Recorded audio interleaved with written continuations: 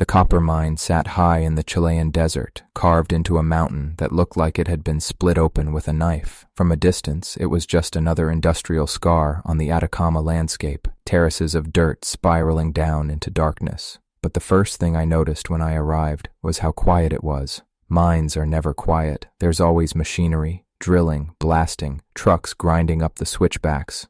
But this one, Cerro La Sombra, felt muffled, like the mountain itself was holding its breath.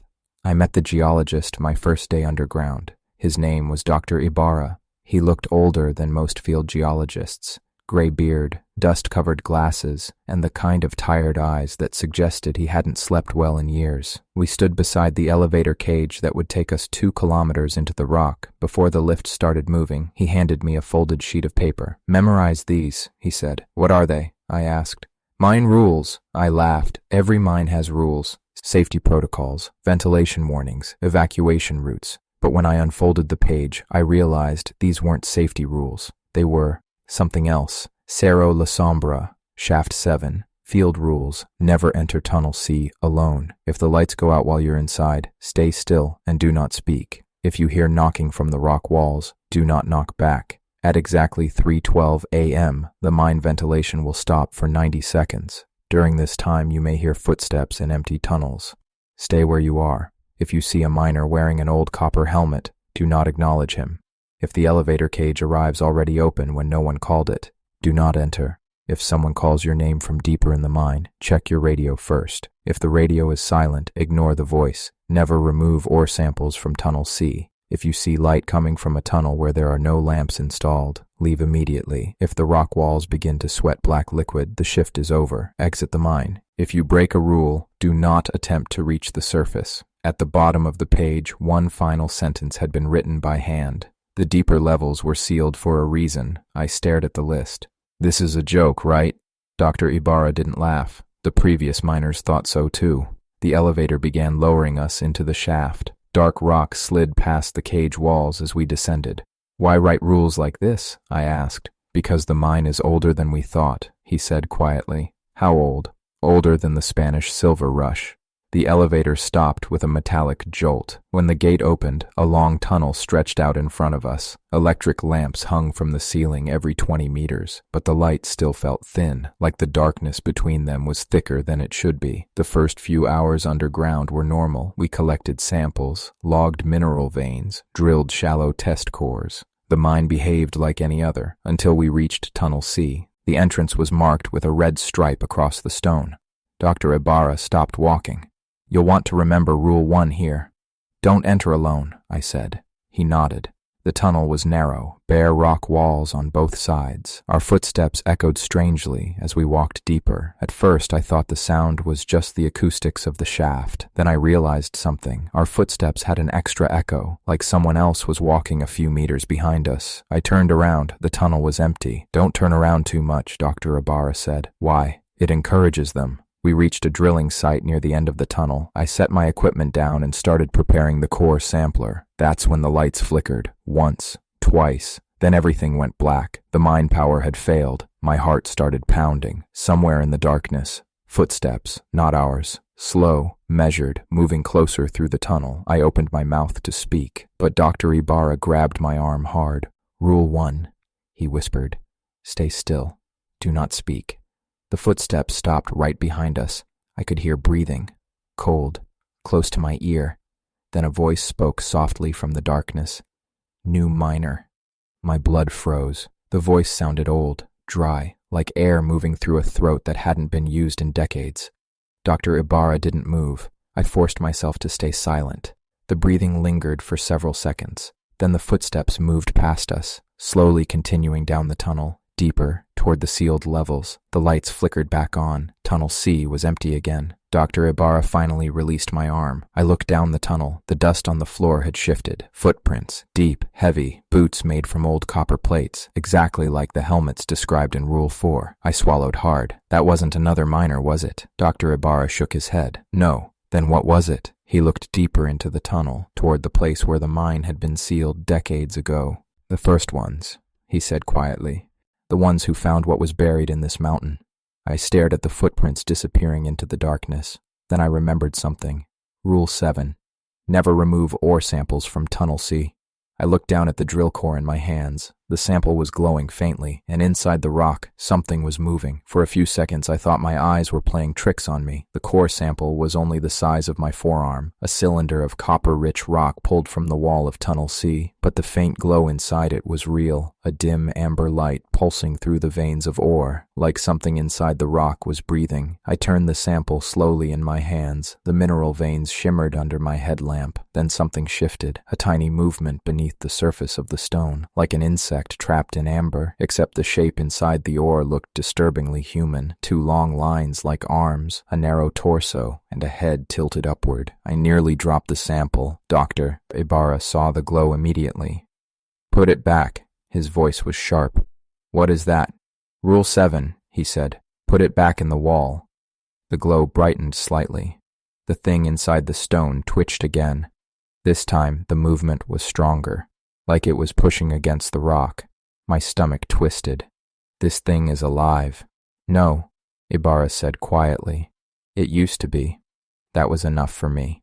I shoved the core back into the drill slot and packed the hole with crushed debris. The moment the rock touched the tunnel wall again, the glow faded. The movement stopped. The ore became just stone again. I exhaled slowly. What the hell is in this mountain? Ibarra didn't answer. Instead, he checked his watch. 2:58 a.m. "Time to leave," he said. "Why?" He tapped the paper in my pocket. Rule 3. By the time we reached the main corridor, the air in the mine had grown colder. Not normal underground cold. This was different. Dry, dead, the kind of cold that creeps into your bones. My watch read 3:10 a.m., 2 minutes before the ventilation shut down. We moved faster. The ventilation fans in the deeper shafts were massive, loud machines that forced air through kilometers of tunnels. Without them, the mine would suffocate within hours, but for 90 seconds every night they shut down. I had assumed it was some mechanical reset cycle. Now I wasn't so sure. We reached a wider chamber filled with support beams and old rail carts. The elevator shaft sat at the far end, only 50 meters away. Then the fans stopped. Instantly, the roar of moving air vanished. The silence that replaced it felt heavy, like the mine had just closed its lungs. 3:12 a.m. Rule 3. Footsteps echoed from the side tunnels. Not one pair, many, slow, dragging, boots scraping stone. I turned toward the sound. Shapes moved between the support pillars, at least 6 of them, miners, old ones. Their helmets were the same copper design as the footprints we had seen, but the metal had corroded over their skulls. Their bodies looked wrong. Their skin had fused with the rock dust coating them. Some of them had chunks of ore embedded in their arms and chests, like the mountain had started growing through them. They walked slowly across the chamber, not toward us, just passing through, repeating the same silent patrol they must have been walking for decades or centuries. I held my breath. One of them stopped, right in front of me. Its helmet turned slowly in my direction. Inside the visor, the face wasn't human anymore. The eyes had been replaced by dull copper crystals. Its mouth opened, but instead of a voice, black dust spilled out. For a second, I thought it had noticed me. Then, it turned away, continuing toward a tunnel on the far side of the chamber. The others followed. The ventilation fans roared back to life. The air rushed through the tunnels again. The miners vanished, gone like they had never existed. I staggered backward. "What were those?" Ibarra rubbed his face. "The first crew." "You mean ghosts?" "No." He looked down the tunnel where they had disappeared. "Something worse." He pointed toward the far wall of the chamber. A thick steel door sat embedded in the rock. Chains wrapped around it. Warning signs covered the surface in 3 different languages. I had noticed it earlier but assumed it sealed an abandoned shaft. Now I saw the marking painted above it. Level 8, do not open. "Those men," Ibarra said quietly, "were the last ones who worked that level." "What happened to them?" He didn't answer right away. Instead, he reached down and picked something up from the ground. A small chunk of ore. The same amber glow flickered inside it. The thing inside the stone moved again. This time I saw it clearly, not a shape, a face, pressed against the inside of the rock, eyes wide, screaming silently. I dropped the rock. "What is that?" Ibarra's voice barely rose above the ventilation noise. "When they dug into level 8, they didn't find copper." "What did they find?" He looked at the steel door, then at the glowing ore around our feet. People. A loud metallic knock echoed from behind the sealed door. 3 slow strikes. Boom, boom, boom. My heart stopped. Rule 2. If you hear knocking from the rock walls, do not knock back. Another knock came, this time from the wall beside us, then another, from deeper in the tunnels, like something buried inside the mountain was answering and slowly waking up. The knocking didn't stop. At first it was just the 3 strikes from behind the steel door. Boom, boom, boom.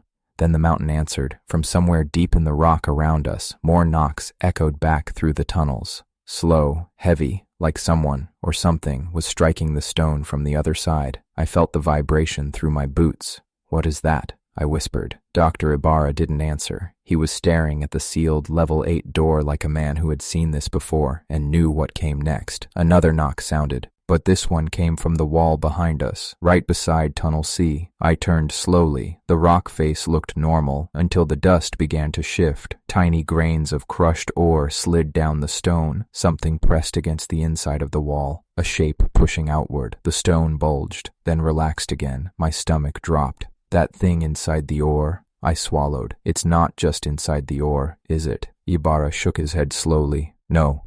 He pointed at the rock around us. They're everywhere. Another knock echoed from deeper in the mine. Closer this time. Boom, boom, boom. Then, something knocked back. 3 sharp strikes from the tunnel behind us. My blood ran cold. Who the hell just did that? I spun around. The tunnel was empty, except for the drill rig we left behind earlier, but the dust on the floor told a different story. Fresh footprints, boot prints, leading toward the chamber. Heavy, deep, copper-plated, the same boots worn by the old miners. Dr. Ibarra's voice dropped. "Someone broke Rule 2. How?" "There's another crew working the lower tunnels tonight." My heart started racing. "They knocked back." He nodded grimly. "And now the mountain thinks we're answering." The steel door to level 8 shuddered. Another knock came from behind it. But this time, it wasn't 3 strikes. It was dozens. Rapid. Desperate. Like hundreds of hands pounding against the metal from the other side. Boom, boom, boom, boom, boom.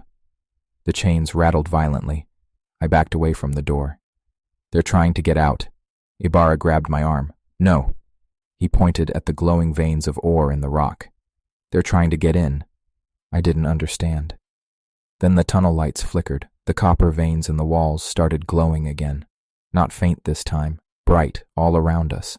The shapes inside the rock were moving, not just 1 or 2, hundreds. Faces pressing against the inside of the stone, eyes open, mouths screaming silently. The rock began to crack. Thin fractures spiderwebbed across the glowing ore veins, and from inside those cracks, hands started pushing through. Stone broke apart like dry clay. A pale hand forced its way out of the wall, then another. The things inside the rock were crawling free. Behind us, the elevator cage bell rang. Once, twice. The gate slid open. No one had called it. Rule 5. If the elevator cage arrives open when no one called it, do not enter. The knocking behind the steel door stopped. Dead silence filled the chamber. Then a voice came through the mine radio clipped to my vest. Panicked, static-filled. "This is Crew 2. Something is moving in level 8. We didn't open the transmission cut off with a scream. The tunnel lights went out. Complete darkness swallowed the chamber. Then the copper veins in the rock flared blindingly bright. The mine walls looked alive. Faces pushed through the glowing ore. Hands clawed out of the stone. And somewhere behind the steel door, something enormous struck the metal hard enough to bend it. The chains snapped. Dr. Ibarra grabbed my shoulder. "Run!" We bolted toward the main tunnel. Behind us, the steel door tore free from the wall with a shriek of metal, and from the darkness of level 8, something stepped out, heavy, slow, dragging the broken chains across the stone. For a moment, the copper glow illuminated its shape. A miner, or what had once been one. Its entire body had fused with raw copper ore. Its arms were thick slabs of mineral and bone. Its helmet had grown into its skull. And inside its chest, dozens of human faces writhed beneath the surface of the rock. The thing opened its mouth, and instead of a voice, the entire mountain knocked. Boom, boom, boom, answering itself, because somewhere deep in the tunnels, someone had knocked back, and now the mine was finally answering the call. We ran, not like miners trying to reach an exit, like animals trying to escape something that shouldn't exist underground. Behind us, the chamber erupted into noise. stone cracking, metal tearing, and the worst sound of all, hundreds of hands clawing their way out of the rock. The copper veins had split open along the tunnel walls, where solid stone had been minutes earlier. Bodies were forcing their way out, not whole bodies, half-formed ones, arms and shoulders dragging themselves free from the ore, as if the mountain had been slowly growing people inside it. I didn't look back again. I didn't want to see how many were following us. "Elevator," I shouted. Dr. Ibarra shook his head while running. "No time." The elevator was too slow, too exposed. If the things inside the rock reached the shaft before we did, we'd be trapped in a metal cage with them. Instead, he turned down a side tunnel, a narrow emergency escape route that sloped upward through the rock. I followed him blindly. Behind us, something heavy dragged itself into the main corridor, stone grinding across stone. The copper miner, the one that had stepped out of level 8. Each step it took echoed like a hammer strike. Boom, boom, boom, and every time it moved, the rock answered, knocking from every wall, from every tunnel, like the mountain itself had become a drum. We reached a small ventilation junction halfway up the incline. I collapsed against the wall, trying to catch my breath. The knocking was louder here. Every surface in the tunnel vibrated with it. "Tell me what that thing was," I gasped. Dr. Ibarra leaned against the rock, pale. "When they opened level 8, he said, they hit a copper deposit unlike anything ever found. That doesn't explain that monster." "No." His eyes flicked toward the tunnel below us. "They thought it was just ore." The knocking echoed again, closer now. "They started drilling into it," he continued. "But the copper veins were wrong." "How?" "They had shapes inside them." My stomach turned. "Like the ones we saw?" "Yes, but the miners thought they were fossils." He gave a weak laugh. "So they drilled deeper." Another heavy step echoed from below. Boom! The copper miner was climbing the tunnel, dragging its fused body up the incline. "How many miners were working level 8? I asked. Ibarra didn't answer immediately. Instead, he looked down the tunnel, then back at me. 82. A crack split the wall beside us. A hand forced its way out of the stone, pale, dust-covered. The fingers clawed at the air. I smashed it with my helmet. The rock shattered and the hand collapsed back into dust. "They didn't die down there," I said quietly. "No. They became the ore." The copper miner reached the junction. Its glowing body filled the tunnel. Inside the mineral plating across its chest, the faces moved, dozens of them, all trying to scream. The thing raised one massive arm, stone fingers scraping the ceiling. Then it struck the tunnel wall. Boom! The entire mountain answered. Boom, boom, boom. Every wall around us began cracking. More hands pushing through, more faces forming in the glowing copper veins. The mine wasn't haunted, it was alive, and the deeper they dug, the more of it they woke up. Dr. Ibarra grabbed my arm again. "There's one place it won't follow." "Where?" He pointed up the escape shaft. "The surface." I stared at him. "If that thing gets out, it won't." "How do you know?" He looked back at the glowing tunnel below us. "Because it's part of the mountain." The copper miner dragged itself another meter closer. The tunnel was collapsing around it, the rock splitting open as more bodies crawled free. Dr. Ibarra pushed me toward the escape ladder. "Climb. What about you?" "I'm the geologist." "That doesn't answer the question." He gave me a tired smile. "Someone has to close the mine." He pulled a small detonator from his pocket. My chest tightened. "You're going to collapse the tunnels." "Yes, but you'll be buried down here." "That's the idea." The copper miner reached the junction. The glowing faces inside its chest twisted toward us. Dr. Ibarra pressed the detonator into my hand. "Wait until you reach the surface." I didn't move. For a second, the knocking stopped. Complete silence filled the tunnel. Then the copper miner opened its mouth, and 100 voices spoke from inside it. "Don't leave." The mountain started knocking again. Dr. Ibarra shoved me toward the ladder. "Climb."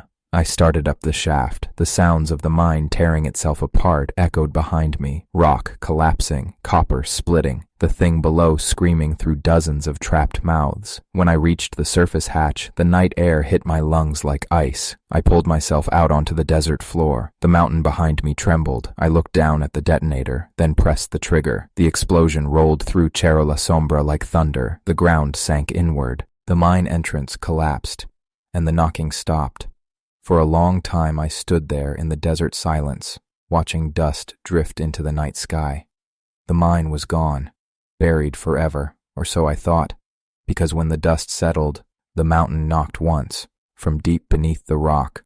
Boom! as if something down there was still waiting for someone to knock back. I should have left Chile after that. Most people would have. The company shut the site down within days. They blamed a structural collapse caused by unstable ore deposits. The official report said the mine had been sealed permanently. Cerro La Sombra was declared unsafe, the kind of place no one would ever dig again. But the desert has a strange way of holding secrets, and sometimes it gives them back. 3 weeks after the collapse, I was still staying in the small mining town about 30 kilometers away, mostly because no one else wanted to talk about what had happened. The company representatives flew in, took statements, and left. Dr. Ibarra's name never appeared in the official records. According to the paperwork, I had been the only worker underground during the collapse.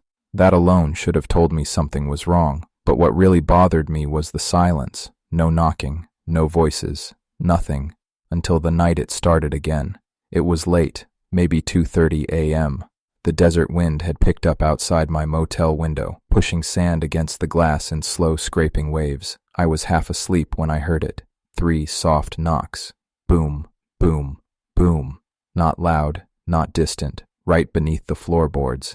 I sat up immediately. My heart was already racing because I knew that rhythm. I grabbed my boots and stepped outside. The desert stretched out black and empty under the moon. Cerro La Sombra sat miles away on the horizon, a jagged silhouette against the stars.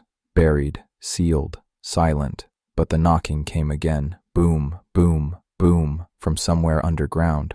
The earth beneath the motel parking lot trembled slightly. A few grains of dust rolled across the pavement. The sound was faint, but unmistakable. Something beneath the ground was knocking. The next morning the town woke up to something strange. Several of the old adobe buildings had thin cracks running up their walls. Not structural damage, just hairline fractures. But inside those cracks, copper veins had appeared, bright, shining, like the mountain had started growing beneath the town. I watched one of the construction workers chip a piece of the copper out of a wall. The moment the fragment broke free, it glowed, faint, amber, just like the ore sample from Tunnel C. The man held the fragment up to the sunlight. "What the hell is this?" he muttered. Inside the copper, something moved, a tiny shape pressed against the inside of the metal. A face, eyes open, trying to scream. The worker dropped the fragment immediately. It shattered on the pavement. The glow faded, but the cracks in the buildings kept spreading, and by sunset, every wall in town had thin copper veins running through it. That night, the knocking returned. Boom, boom, boom. Louder now, closer, not just beneath the motel, beneath the entire town. I lay awake listening to it echo through the ground. 3 knocks, then silence. 3 knocks, then silence. The same pattern the miners had heard inside the mountain. The same pattern someone answered. Rule 2, do not knock back. I didn't, but someone else did. Around midnight, a drunken mechanic from the next room started pounding on the floor. "Shut up down there," he yelled. His fist hit the wood 3 times. Boom. Boom, boom. The knocking stopped. The silence that followed lasted exactly 10 seconds. Then something answered. From below. Boom, boom, boom. The mechanic laughed. "Yeah, that's what I thought."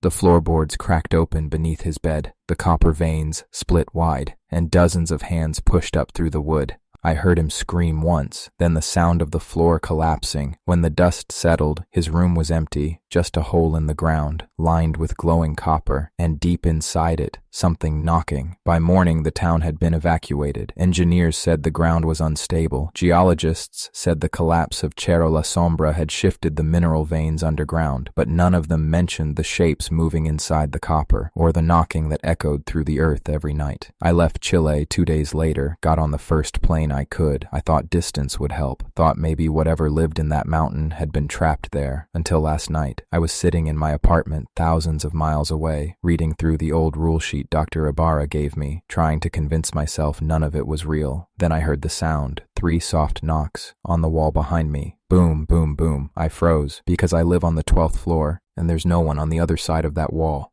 I didn't move for a long time. The copper veins beneath the tile pulsed faintly, like a heartbeat moving through the floor. The knocking had stopped again, just like it always did. 3 knocks, then silence, waiting, listening. I stared at the floor, at the thin glowing lines spreading slowly through the tile. If I had never been in that mine, maybe I would have convinced myself it was a trick of the light, some strange mineral reaction. But I had seen what lived inside that copper. I knew what was pushing against the rock, and I knew what would happen if someone answered. I grabbed my phone. No signal. The screen showed no service. That made no sense. I was in the middle of a city. I checked the apartment lights. Still working. The electricity hadn't gone out, only the signal. I tried the landline. Dead. The knocking came again, this time from the ceiling. Boom, boom, boom. I looked up slowly. A thin copper vein had appeared along the plaster above me, glowing, spreading.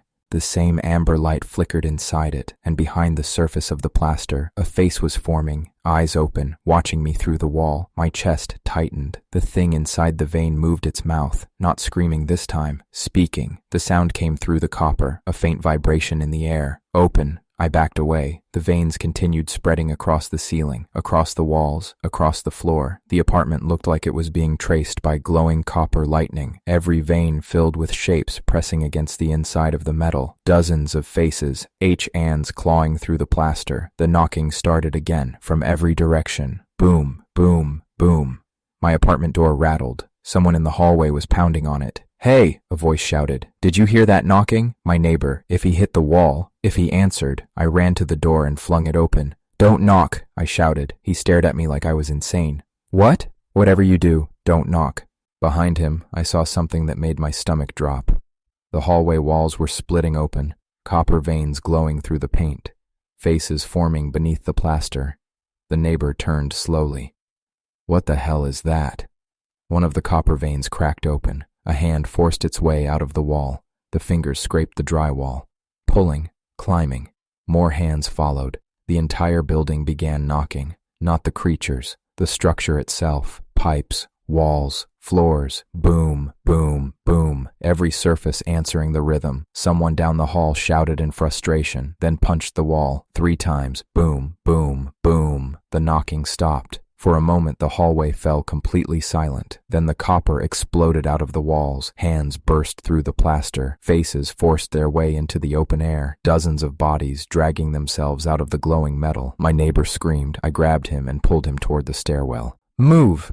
We ran down 12 flights of stairs while the building groaned behind us. Copper veins burst through the concrete. The faces inside the metal screamed as they clawed their way free. The knocking followed us all the way down. Boom, boom, boom. When we burst out into the street, the night air hit us like cold water. I looked up. The entire building was glowing, copper veins spreading across the exterior like cracks of lightning. People were running into the street, confused, terrified, and beneath the asphalt, the knocking continued. Boom, boom, boom. My neighbor stared at the glowing pavement. "What is that?" I looked down at the spreading copper beneath our feet, and finally understood something Dr. Ibarra had tried to tell me before the mine collapsed. Cerro La Sombra wasn't the source. It was just the first place we broke the surface, because whatever lives inside that copper doesn't belong to the mountain. It belongs to the earth itself. And now that someone answered the knocking, it's spreading through rock, through cities, through every building built on stone. 3 knocks, then silence, waiting for the next person to answer, and somewhere deep beneath the ground, something enormous is knocking back. By morning, the city looked normal again. That was the strangest part. The copper veins were gone. The cracks in the pavement had sealed themselves overnight. The apartment building still stood exactly where it had been, quiet under the morning sun like nothing had happened. Police had blocked off the street with yellow tape. They said a gas explosion had caused structural damage. People always say things like that when something doesn't make sense. Gas leak, sinkhole, electrical fault, anything that sounds safer than the truth. But I knew better because I could still hear it. Not loudly, not like the night before, just faint, like a distant echo traveling through stone. Boom, boom, boom. The same 3 knocks, still moving underground.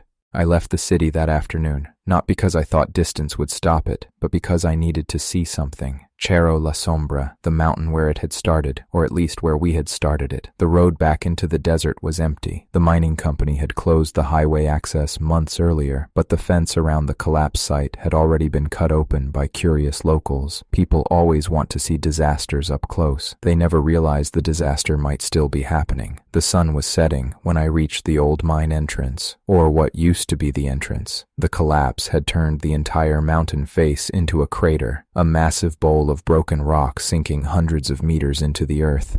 Dust still drifted lazily through the air. I stepped closer to the edge. The copper veins were visible immediately. They ran through the exposed rock like glowing roots, brighter than before, much brighter, and deep inside the crater, something moved. Not a hand, not a face, something much larger. The copper veins converged toward a single point in the darkness below, like arteries feeding into a heart. Boom, boom, boom. The sound rolled up through the crater walls. Louder here, stronger.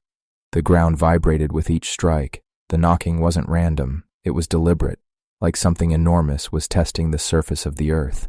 I crouched near one of the glowing veins. The copper was warm, almost hot, and inside it, thousands of shapes moved, faces, bodies, arms reaching upward through the metal, all flowing toward the same place deep beneath the crater. I followed the direction of the veins. All of them pointed downward, to a hole at the center of the collapse, a shaft, perfectly round, too perfect to be natural. The rock around it had melted smooth like glass, and inside that shaft, darkness, not empty darkness, moving darkness. The knocking came again. Boom, boom, boom. This time the ground cracked slightly beneath my boots. A thin line split open across the desert floor. Copper light poured from the crack, and for a brief moment, I saw it, something far below the surface, massive, buried beneath miles of stone, its shape too large for my mind to understand, but the copper veins made its outline visible, like roots, growing around a buried skeleton, except this skeleton was the size of a mountain, and it was awake. The crack sealed again almost instantly. The desert went silent, no wind, no insects, just the faint glow of copper running through the rock, and then the knocking stopped, for the first time since the mine collapsed. Complete silence. I should have felt relief, but instead I felt something worse, because silence meant only one thing. Whatever was knocking had finally reached the surface, and it didn't need to knock anymore. Somewhere behind me, footsteps crunched in the sand. I turned slowly. A man stood near the road. A miner's helmet sat on his head. Old copper, corroded. The visor hid his face. He tilted his head slightly. Then he raised one hand and knocked 3 times on the side of the helmet. Boom, boom, boom. For a second, I couldn't move. The sound of the knocks against his helmet echoed across the empty desert. Boom, boom, boom. The same rhythm, the same signal. The man stood completely still afterward, his arm lowering slowly back to his side. The copper helmet was old, older than any equipment used in modern mines. It had the thick, riveted plates and narrow visor slot used by the first Spanish copper crews centuries ago. I had seen helmets like that before, in Tunnel C, on the miners that walked the tunnels at 3:12 a.m., except this one wasn't covered in dust. It looked polished, alive. The visor turned slightly toward me. "New miner," a voice rasped from inside the helmet. The words were the same ones I had heard deep underground months earlier. My throat tightened. "You're not real," I said. The figure laughed softly, not like a ghost, more like a man amused by a bad joke. "Oh, I'm real enough." He stepped closer. The ground beneath his boots cracked slightly. Thin copper veins flickered across the desert sand where he walked. "You opened the mine," he said. "You knocked back." "I didn't." His hand lifted. The copper plates of the helmet glowed faintly. "Yes," he said. "You did." Behind him, the desert floor began splitting open in long glowing lines, copper veins crawling outward like lightning beneath the sand. The same amber glow I had seen in the city, in the buildings, in the apartment floor, except now it was everywhere, spreading across the desert like roots searching for something. "What are you?" I asked. The visor tilted. "You've already seen us." The copper veins around the crater pulsed, and from inside them, hands began rising from the ground, dozens of them, then hundreds, clawing their way out of the rock and sand, miners, still wearing fragments of old equipment. their bodies fused with copper ore, their faces half buried in mineral growth, all pulling themselves toward the surface, toward the man in the helmet, toward me. The helmeted figure turned slowly and looked down into the crater. The mountain kept us sleeping for a very long time. His voice had grown stronger now, more confident. But your kind digs. He looked back at me. You always dig. The miners crawling from the copper veins began gathering behind him. Hundreds of them now, a silent army of figures made from rock and metal. You think we were trapped in the mine, he continued, but the mine was never the prison. He pointed at the crater, at the perfectly smooth shaft descending into the earth. That was only the door. My stomach dropped. And you opened it. The ground beneath us trembled again, not with knocking this time, with movement, something enormous shifting deep below the crust. The copper veins glowed brighter. The miners behind him began turning toward the distant lights of the city on the horizon.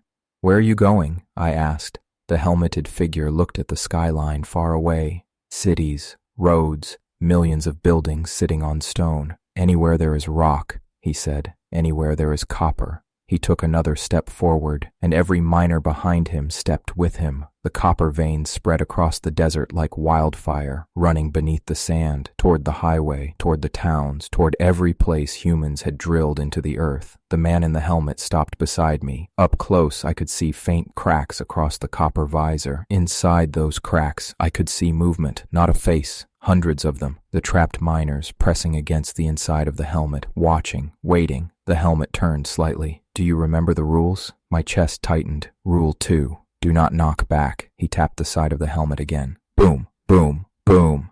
Then he leaned close enough that I could hear the voices whispering inside the copper. You should have listened. The army of copper miners began walking toward the highway, toward the world, and beneath the earth, something far larger than any of them finally started moving toward the surface, where the knocking had led it. The highway lights in the distance flickered. At first I thought it was just the wind kicking dust across the desert. Then I realized the copper veins had already reached the road. Thin glowing lines spread across the asphalt like cracks in dry earth. The miners followed them, hundreds of figures dragging themselves out of the ground, their bodies half stone, half human, all moving in the same direction, toward the city. The man in the helmet stood beside me for another moment, watching the same horizon. You're not stopping them, I said, his visor tilted slightly. Why would we? People live there.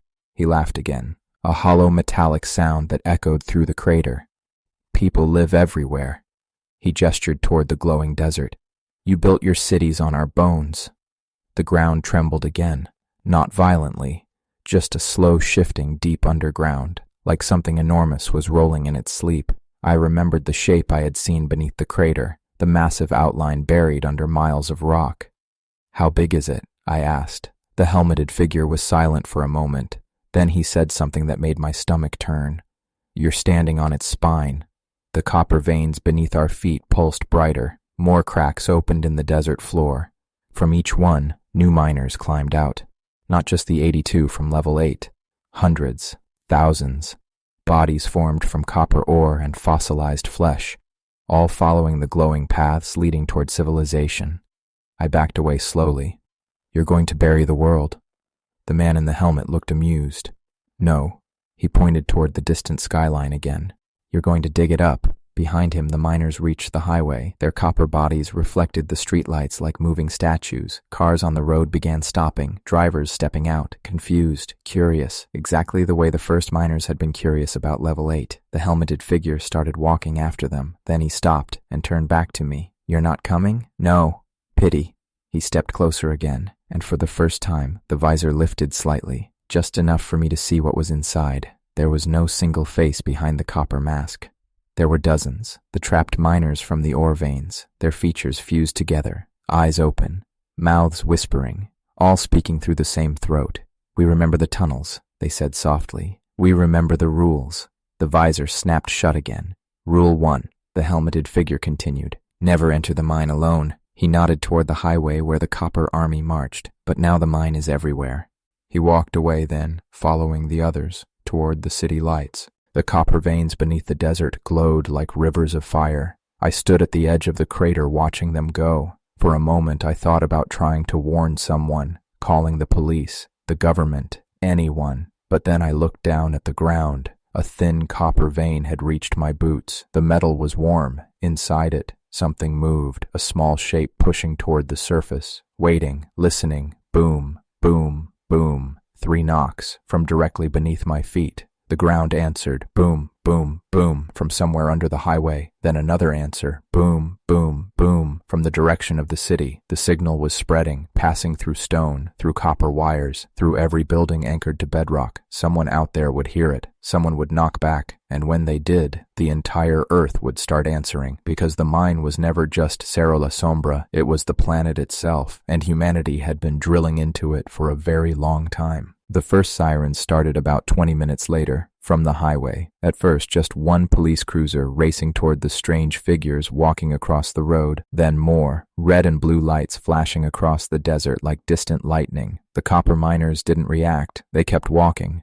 Hundreds of them spreading across the asphalt, their heavy boots striking the road in the same rhythm. Boom, boom, boom. The same 3-beat signal echoing through the earth. The police cars slowed. Officers stepped out, guns drawn. I was too far away to hear the exact words, but I could see the confusion in their movements. No one expects an army of copper statues to walk out of the desert. One officer fired. The bullet sparked off a miner's chest. The copper figure barely reacted. It simply kept walking toward the city. The sirens grew louder. More vehicles arrived. Spotlights swept across the highway. The copper army reflected the beams like a field of mirrors. Then the ground shifted. Not violently, just enough that every car alarm along the road started screaming. The police looked down. Thin glowing veins of copper were spreading through the asphalt, the same veins I had seen in the desert, in the apartment building, in the walls of the town. The road itself was becoming part of the mine. One officer backed away slowly. Another stepped forward and struck the asphalt with the butt of his rifle. 3 sharp blows.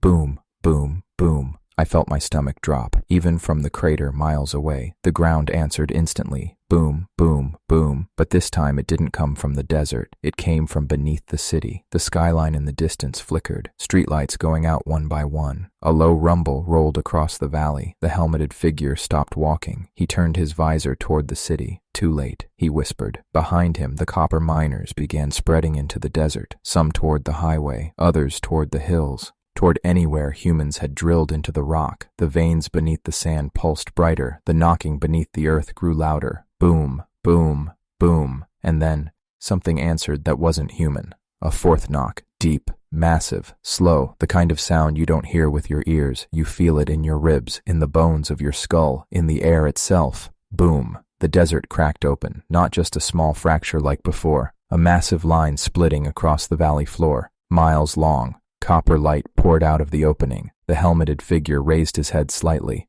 Finally, he said. I stared at the growing fissure. The earth itself was peeling apart, and beneath it, I saw movement, the same massive shape I had glimpsed under the crater, but now it was closer, much closer, segments of something enormous shifting under the crust, copper veins clinging to its surface like roots. The thing beneath the planet had heard the signal, and now it was moving upward. The helmeted miner turned back toward me one last time. You should run, he said. I didn't ask why, because the fissure in the desert was widening fast, and something inside it, something the size of a mountain, was starting to crawl toward the surface where humanity had been knocking for centuries. The desert didn't explode, it peeled. That's the only way I can describe it. The fissure spreading across the valley didn't erupt like an earthquake fault. Instead, the ground folded open slowly, layers of rock bending upward like the crust of a loaf of bread being torn apart. Copper veins flared brighter along the edges of the crack. The light poured out of the earth like molten sunlight. The police sirens on the highway stopped all at once. Engines stalled. Every car alarm died mid-scream. Even the wind across the desert went still, because something underneath the planet was shifting its weight, and the world was listening. The helmeted figure and his copper miners had stopped moving. All of them turned toward the widening fracture, waiting, like workers watching a machine they had finally finished assembling. I stepped backward toward the crater rim. My boots slid on loose gravel. The ground beneath the fissure dropped another few meters. Chunks of desert floor collapsed into the glowing void, and through the opening, I saw it, not the full thing, just a section of it, the surface of something enormous sliding beneath the crust. Its body looked like layered copper plates miles thick. Between the plates, I could see the same glowing veins that had spread through the buildings, the highways, the mines. Those veins weren't natural ore, they were nerves. The planet had veins, and humanity had been drilling straight into them. The helmeted figure spoke again, but this time his voice carried across the entire valley. "Wake up!" The copper miners behind him dropped to their knees, hundreds of them striking the ground in unison. Boom, boom, boom. The signal rolled down into the fissure. The thing beneath the earth moved again. The plates along its surface shifted, slowly, like armor sliding across a gigantic spine. A ridge rose beneath the fracture, then another. The desert floor buckled upward along a line stretching miles into the horizon. I realized what I had been standing on this entire time. Not a desert plateau, not a valley, a joint, a place where the buried body beneath the crust bent when it moved. The highway snapped in half.